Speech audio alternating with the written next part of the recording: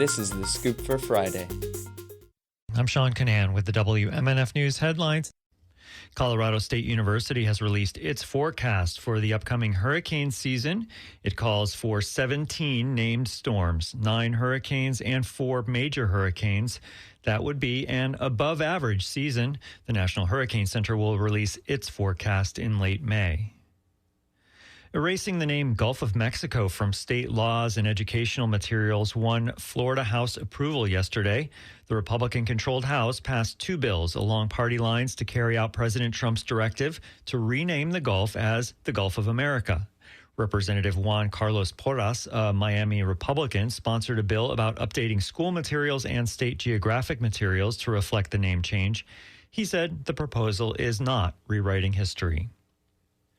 The roof of Tropicana Field was torn off during Hurricane Milton last year.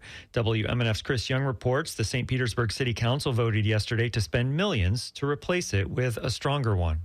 The city will spend $22.5 million towards the roof's replacement. St. Pete officials say they expect the new roof to be installed by the end of the year and the field to be ready for the Rays to play on by next year's opening day. The team is currently playing at Steinbrenner Field in Tampa.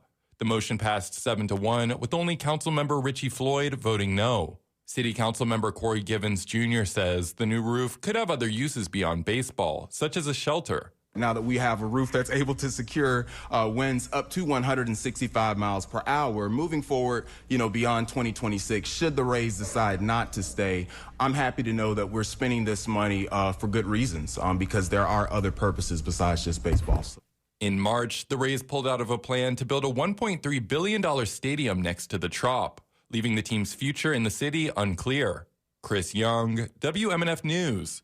It's dry season in Florida, and saving water is more crucial than ever. WMNF's Noah Vinsky reports on dry conditions in the Tampa Bay area and how you can save water. April is one of the driest months in Florida, according to the National Weather Service. It's also the peak demand season for public water suppliers. The Southwest Florida Water Management District declared April as Water Conservation Month. The National Oceanographic and Atmospheric Administration says 30% of Hillsborough County is under moderate drought conditions. The remaining 70% of the county is abnormally dry.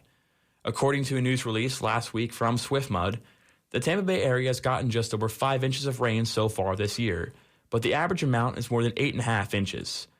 Catherine Scotiri says that saving water this time of year is crucial. Scotiri is SwiftMud's lead conservation education coordinator.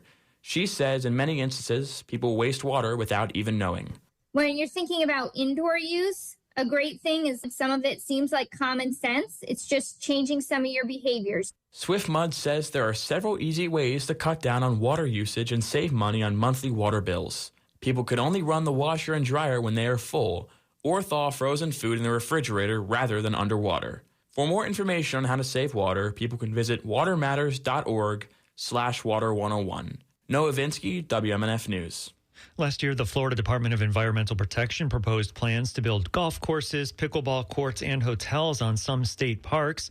But after massive statewide protests, these plans were halted. WMNF's Caitlin Seraphin reports on events this weekend to advocate for parks.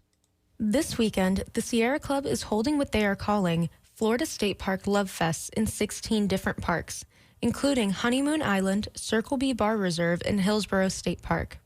Attendees can expect guided nature walks, picnics, sign waving, and other opportunities to enjoy nature.